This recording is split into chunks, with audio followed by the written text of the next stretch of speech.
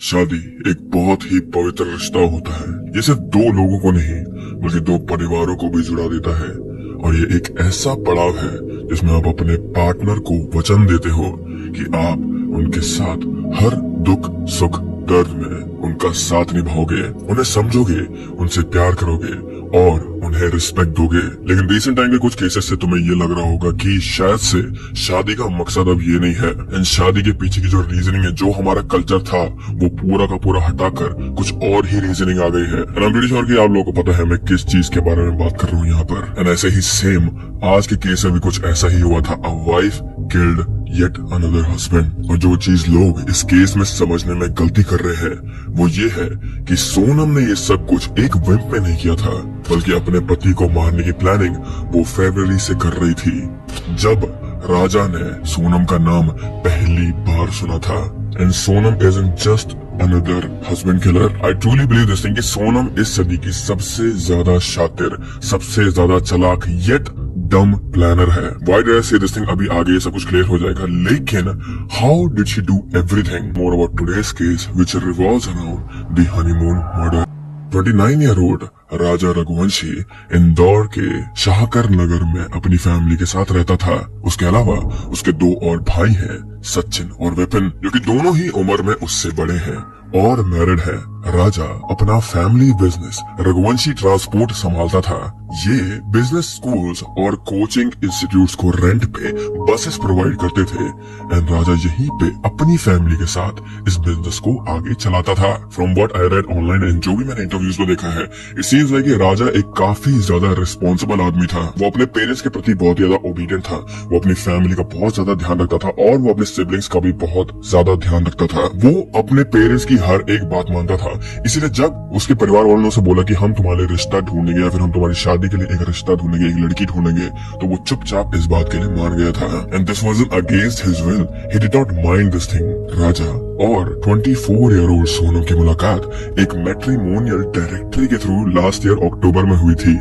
इस डायरेक्टरी में सब फैमिलीज जो एक पर्टिकुलर कम्युनिटी से बिलोंग करते हैं वो आपस में अपने बच्चों के लिए रिश्ता ढूंढने के लिए नाम और डिटेल्स रजिस्टर करते हैं। And this is how Sonam की फैमिली को राजा की फैमिली के बारे में और राजा की फैमिली को सोनम और सोनम की फैमिली के बारे में पता चला था। उन दोनों ही परिवार को इन दोनों बच्चों की प्रोफाइल ज्यादा पसंद आई थी और इसीलिए उन्होंने आगे बात करने का डिसीजन लिया था। राजा की तरह सोनम भी इंदौर में ही रहती थी और वो भी अपने फैमिली बिजनेस में ही काम करा करती थी। उसके फादर देवी सिंह एक प्लाईवुड फैक्ट्री के ओनर हैं, जिसके अकाउंट्स, बिलिंग एक्सेट्रा सोनम ही सुपरवाइज करती थी। So both the families were very financially okay and strong and दोनों ही एक ही कम्युनिटी के थे और बच्चे भी सही उम्र के थे, इसलिए शादी की यहाँ पे बात होनी शुरू हुई थी। राजा की मॉम का तो ये तक कहना था कि जब वो सोनम से पहली बार मिली थी तब वो उन्हें अपने बेटे के लिए एक परफेक्ट मैच लगी थी, सिंस वो भी एक ट्रेडिशनल फैमिलीज एंड वैल्यूज से बिलोंग करती थी। सो फाइनली दोनों फैमिली ने एग्री करा और राजा और सोनम ने एक दूसरे से टेक्स्ट और कॉल के थ्रू बात करना शुरू कर दिया था। You know, just to know each other और एक दूसरे के बारे में जानना पहचानने के लिए, क्योंकि एक लव मैरिज तो थी नहीं, अरेंज थी, इसीलिए एक दूसरे को जानने के लिए ही उन्होंने ऐसा करा था। And why am I emphasising so much on this thing, तुम्हें अभी आगे समझ आएगा। इट इज बिकॉज राजा ने जब शुरुआत में सोनम से बात करना शुरू करा था तो उससे ऐसी वाइब आई थी कि maybe she is not interested in this marriage. वो Raja used to kept on texting her and वो राजा से बहुत ही ज्यादा कम बात किया करती थी और कभी कभी तो घंटों तक रिप्लाई भी नहीं करती थी, which is not uncommon but it is very odd. और यही सेम चीज राजा ने अपनी माँ को भी समझा दी थी। राजा को थोड़ा सा ऐसा डाउट हुआ था कि मम्मी वो मेरे को टाइम नहीं दे पा रही है। बोले तो शादी के बाद क्या टाइम देगी? बोले तो मैंने बोला था बेटा तुम ही बात कर लिया करो। तो बोले नहीं, बोले कि है ना मेरा मैसेज का जवाब नहीं देती घंटों घंटों, तो मैं क्यों करूंगा बात, बोले कि। इनफैक्ट बात यहाँ तक थी कि राजा सोनम से अकेले में मिलना चाहता था, you know, for a coffee date या फिर मूवी के लिए। लेकिन सोनम की फैमिली ने और सोनम ने इस चीज से साफ मना कर दिया था। And the reason they give was हमारे फैमिली की बच्चियां ये सब नहीं करती। Basically they did not want them to meet alone. तो हमने एक बार फोन लगाया था उनकी मम्मी को कि राजा बोल रहा है कि मेरे को सोनम से मिलना है अकेले में, मेरे को पिक्चर देखनी देखने जाना है, मेरे को घूमना है। तो उनकी मम्मी ने मना कर दिया था कि हमारे यहाँ की बच्चियों ने ऐसी नहीं है, हमारे यहाँ थोड़ी सख्ती है बोले, उसके पापा को ये चीज पसंद नहीं है बोले। एंड कहीं ना कहीं आई नो दिस थिंग कि ये बात ऑड है, लेकिन राजा की मॉम को ये चीज अगेन उस फैक्टर में ऐड करी थी कि ये लोग ट्रेडिशनल वैल्यूज वाली फैमिली से आते हैं। So even though it was odd, even though it was not convenient for her own son Raja, उसकी मॉम ने फिर भी इस बात को टाल दिया था। एक इंटरव्यू में राजा की मॉम ने यह भी कहा था कि जब उन्हें पता चला कि सोनम उनके बेटे से राजा से बहुत ज्यादा बात नहीं करती थी, तब उन्हें लगा कि शायद से अब थोड़ा ज्यादा हो रहा है। एक तो तुम लोग मिल भी नहीं रहे हो, ऊपर से तुम मेरे बेटे से ढंग से बात भी नहीं कर रही हो। तो उन्होंने सोनम से अकेले में बात करी और उन्होंने उससे ये कहा कि अगर तुम मेरे बेटे को टाइम दोगी तो मेरे बेटे को भी अच्छा लगेगा, because that's what he wants from his future wife. And after hearing that thing Sonam did agree to his mom. एंड फिर भले ही दिखावे के लिए ही सही है, फिर किसी भी रीजन के लिए वो राजा को, हाँ दिस इज ट्रू कि वो राजा को उसके बाद से ज्यादा टाइम देने लगी थी। इन हाइंडसाइड मे बी उसकी फैमिली को लग रहा होगा कि इस बारे में राजा और सोनम को खुद ही डिटेल में बात कर लेनी चाहिए थी, as they both were adults. क्या पता सोनम अनजाने में ही और कुछ ऐसा हिंट देती थी जिससे राजा सर्टन हो जाता कि शायद वो कुछ छुपा रही है, और मे बी वो ये रिश्ते को आगे बढ़ने से पहले और डेप्थ में सोचते। बट अनफॉर्चुनेटली ऐसा कुछ भी नहीं हुआ था।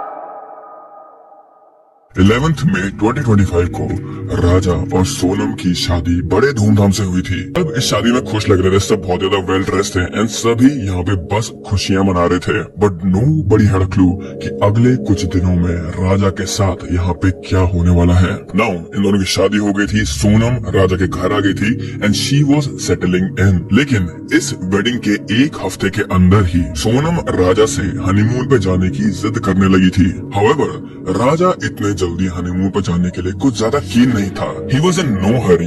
आखिरकार शादी हुए अभी बस 4 से 6 दिन ही तो हुए थे, पर सोनम बार बार मेघालय जाने के लिए कहने लगी and she even booked the tickets in advance without telling Raja. Now again ये चीज राजा के लिए थोड़ा सा सेटबैक वाली थी, क्योंकि उसने उससे बिना पूछे ये सब कुछ इंतजाम कर दिया था। एंड यही चीज अगेन जब राजा ने अपनी मॉम को बताई थी कि सोनम ने टिकट्स बुक कर दी हैं, तो राजा की मॉम ने उनसे कहा कि अब जब सब कुछ बुक हो ही गया है तो तुम लोग चले जाओ इस हनीमून पर। On top of this Sonam ने अपनी सास से ये भी कहा था कि वो गुवाहाटी के कामाख्या देवी टेम्पल जाना चाहती है। इसीलिए भी राजा की मॉम ने उन्हें जाने के लिए मना नहीं करा, या फिर she did not question this thing, क्योंकि सोनम अपने पति को लेकर पहली बारी जब घूमने जा रही थी तो वो मंदिर ले जाना चाहती थी उसे। And what was there to lose in that thing, right? Also very important, Raja ने अपनी माँ को ये भी बताया था कि सोनम ने मेघालय से इंदौर की रिटर्न टिकट अभी बुक नहीं की थी, but she did told him कि 6-7 दिन में वो लोग वापस लौट आएंगे। ये टाइनी डिटेल जो है is going to be huge later in this case. Sonam ने टिकट कराई और लौटने की टिकट नहीं कराई। हाँ, लौटने की टिकट नहीं कराई, क्योंकि जाने की टिकट कराई ना तो राजा ने मेरे को बता दिया मम्मी वो सोनम ने टिकट करा लिया मेरी, और मेरे को परसों को रोज निकलना है। तो मैंने बेटा इतने जल्दी, तो वो लगता उसने टिकट करा ली बोले कि, तो बोलती चलना पड़ेगा। तो मैंने बोला ठीक है बेटा चले जाओ। मैंने कितने दिन में आओगे? तो बोले 7 दिन में। अब 20 मई 2025 यानी शादी के 9 दिन बाद राजा और सोनम इंदौर से मेघालय के लिए अपने हनीमून पर निकल गए थे। जब ये दोनों एयरपोर्ट पहुंचे तो वहां से राजा की बात अपनी मॉम से वीडियो कॉल पर हुई, जिस पर शी नोटिस्ड कि उसने अपनी गोल्ड चेन पहनी हुई थी। ये देखते ही राजा की मॉम के दिमाग में अलार्म बेल्स रेस हो गए थे and she told him to take it off, क्योंकि उनके हिसाब से गोल्ड पहन के घर से इतना दूर ट्रैवल करना इज नेवर सेफ। तो इस चीज पर राजा ने अपनी मॉम को वीडियो कॉल पर कहा कि एज सच तो उसका भी मन नहीं था ये चेन पहनने का, पर सोनम ने उससे ये जिद करी थी कि वो ये गोल्ड चेन पहने, और वो सोनम से झगड़ना नहीं चाहता था, which again is a strange thing कि सोनम ने उसे फोर्स करा था ये गोल्ड चेन पहनने के लिए। देन 22 मई को ये दोनों मौलखियत विलेज पहुंचे, जहां से इनका प्लान था नॉन गिरत तक ट्रैक करने का, which takes around 3000 to 3500 steps. By the way this is a very steep track, क्योंकि यहाँ पे बहुत ज्यादा खड़ी चढ़ाई है और बहुत ज्यादा खड़ी उतराई भी है। यहाँ पे काफी ज्यादा लिविंग रूट्स ब्रिजेस भी हैं। आई डोंट नो, अगर तुम लोग ट्रैवल में हो तो तुम लोगों ने पक्का लिविंग रूट्स ब्रिजेस के फोटोज या फिर वीडियोस देखे होंगे अपने इंस्टा रील पे या फिर कहीं और पे। ये ब्रिजेस पेड़ों की जड़ों से बनते हैं and with time they get stronger, so strong कि लोग बिना डर के इनके थ्रू रिवर्स और लेक क्रॉस कर देते हैं। So you can imagine this thing कि इतने ज्यादा सीनिक नजारों के बीच में कितना ज्यादा सुकून का माहौल रहा होगा। इसी बीच जब राजा और सोनम ट्रैक कर रहे थे तो उसी टाइम पे राजा की मॉम की बात एक बार राजा से और एक बार उनकी बहू सोनम से हुई थी and by the power of share luck उनसे ये वॉइस कॉल रिकॉर्ड हुई थी। नाउ इन दोनों ही कॉल पे राजा की मॉम को इन दोनों के बिहेवियर में कुछ ऑड नहीं लगा या फिर कुछ स्ट्रेंज नहीं लगा था, क्योंकि उनके बेटे और बहू दोनों ने ऑलमोस्ट सेम ही चीज के बारे में उनकी मॉम से बात करी थी। फॉर इंस्टेंस सोनम ने उनसे कहा था कि उनका फास्ट चल रहा था 11 का, which she wasn't going to break just because वो लोग ट्रैक पे थे। उसकी सास ने बोला कि वो कुछ ड्राई फ्रूट्स या मिल्क प्रोडक्ट्स अपने साथ कैरी कर लेते और बाद में फास्ट वाला खाना खा ले so that she does not feel weak that day. इसके अलावा उनकी बात हुई अबाउट सीइंग द वाटरफॉल, जो कि ट्रैक पूरा करने पर उन्हें दिखता। राजा की मॉम ने उनसे ये भी कहा कि वो लोग आसपास के झरने की और ट्रैक की फोटोज भी लें ताकि ये फोटोज और ये वीडियोस भी वो लोग आपस में शेयर कर सके। और आज तो उपवास होगा फिर? मेरा तो उपवास है ना, मेरे को 2-3 बार बोल दिया। हाँ ना, मैं घूमने के चक्कर में अपनी 11 थोड़ी तोड़ूंगी। हाँ तो कहीं दूध लस्सी जो भी मिल रहा हो उपवास का सामान वो खा लो। तो फिर मैं ऊपर तो चढ़े जंगल में हूँ, यहाँ से आप कुछ मिलेगा वो अंदर, वो पहाड़ के अंदर माना करी तो मैंने तो सुनते नहीं। हाँ हाँ चलो, कोई तो फिर वहाँ क्या देखने पहुंच गए तुम? चलो देखने गए थे। हाँ बड़ा वाला हाँ नीचे से हाँ, तो हालत खराब हो गई। कुछ खाने का मिला कि नहीं मिला? मैं केले खा रहा हूँ, अभी हाल पूछा हूँ खा लो। क्या रहेगा? नेट नहीं चल रहा है। अरे नेट नहीं चल रहा, नहीं चालू हुआ, नेट नहीं चल रहा आपको। अब कितने दिन बचे तेरे? 2 दिन और 2 दिन और बचे। देन अगले दिन 23 मई को दोनों ने शिप्रा गेस्ट हाउस से चेकआउट किया in the morning around 5:30 AM। यहाँ से ये लोग चेरापूंजी के लिए निकल गए थे इन अ रेंटेड स्कूटर। अब सुबह 10 बजे करीब एक लोकल गाइड ने इन दोनों को 3 और लोगों के साथ देखा था एंड दैट was it। अब इस दिन से यानी 23 मई से ना ही राजा की और ना ही सोनम की बात कभी अपने घर वालों से हो पाई थी। इनिशियली राजा की फैमिली को ये लगा था, क्योंकि ये दोनों ज्यादातर राजा की फैमिली से ही बात कर रहे थे, तो इनिशियली राजा की फैमिली को ये लगा था कि शायद से जंगल में होने की वजह से नेटवर्क इश्यू होगा वहां पे, क्योंकि ये लोग ट्रैक पे थे, तो that is why they can not reach out to them. But जैसे जैसे समय आगे बढ़ता गया they started to panic a lot. ना जब कुछ दिनों तक राजा की फैमिली ना तो राजा से और ना ही सोनम से कांटेक्ट कर पाए, तब उन्हें समझ आ गया था कि कुछ ना कुछ तो यहाँ पे गड़बड़ है। इसीलिए they filed a missing person report. कुछ दिनों बाद राजा और सोनम का रेंटेड स्कूटर भी उन्हें अबैंडन पाया गया outside a cafe in Shillong. इसके बाद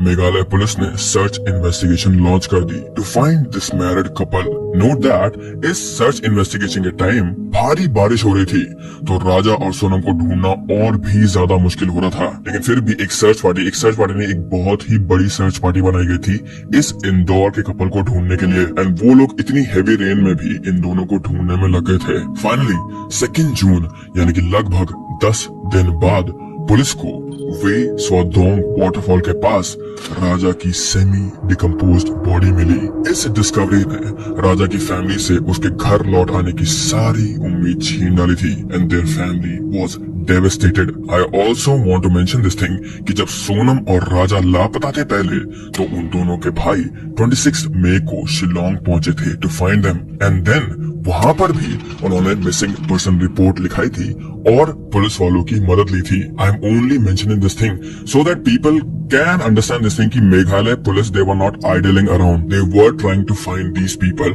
और जैसा इनका एक नैरेटिव लगाया गया था यहाँ पे मेघालय पुलिस का, वैसा कुछ भी नहीं था वहां पर। उनकी फैमिली बहुत ही ज्यादा ब्रोकन थी इस पॉइंट पर, but they still had hope. Now of course ये बात है उन्होंने अपना बेटा खोया था which will shatter anyone। जैसे इमेजिन करके देखो ये चीज, अगर तुम लोग अपने फैमिली में से किसी एक मेंबर को भी खो देते हो तो तुम्हें कैसा लगेगा। And on top of that अगर तुम्हें ये न्यूज मिले कि बस उस आदमी की तुम्हें डिकम्पोज बॉडी मिली है विदाउट एनी रीजन, तो तुम्हें तब कैसा फील होगा। सो अब उस पर्सपेक्टिव से सोचो कि राजा की फैमिली को कैसा फील हो रहा था। लेकिन वो ये चाह रहे थे कि उनकी जो छोटी बहू थी सोनम जो थी, सोनम तो एटलीस्ट उन्हें मिल जाए और सोनम तो एटलीस्ट घर वापस आ जाए। They lost Raja but they did not want lose Sonam as well. And now इसी दौरान ये केस काफी ज्यादा वायरल या फिर काफी ज्यादा पॉपुलर होने लगे था मीडिया में। एंड इसी वजह से, क्योंकि इस केस में बहुत सारी नजरें थी, इसी वजह से काफी सारी थ्योरीज भी आने लगी थी। एंड उन थ्योरीज की वजह से many people started to blame state and people of Meghalaya. हर कोई, स्पेशली राजा की फैमिली मेंबर्स और सोनम के फैमिली मेंबर्स भी मेघालय को डिफेम करने में लगे हुए थे। And they were saying about how the place is there and how unsafe it is there to travel. Raja के भाई विपिन ने मीडिया से ये तक बोल दिया था कि उसने शिलोंग के क्रिमिनल गैंग के बारे में काफी कुछ सुना है जो कि मेल टूरिस्ट को टारगेट करके उनकी फीमेल पार्टनर